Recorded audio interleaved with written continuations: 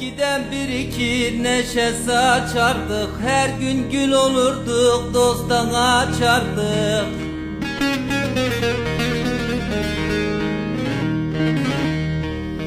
Hay gördüm oynardık, köye kaçardık, koskoca köyüme sığamaz oldum, sığamaz oldum.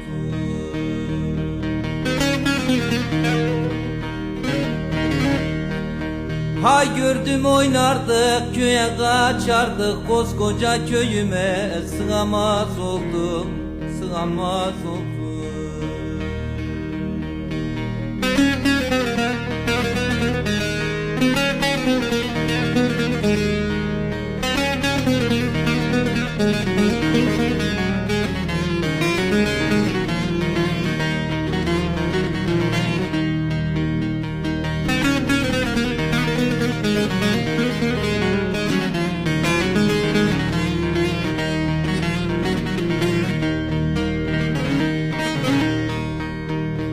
Bir avluda 3-5 hane kalırdık, yırtıktı üstümüz, yoktu varlık.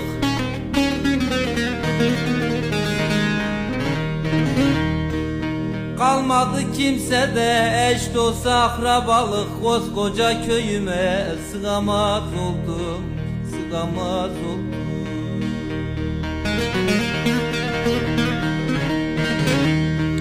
Kalmadı kimse de eş dost akrabalık, koskoca köyüme sığamaz oldum.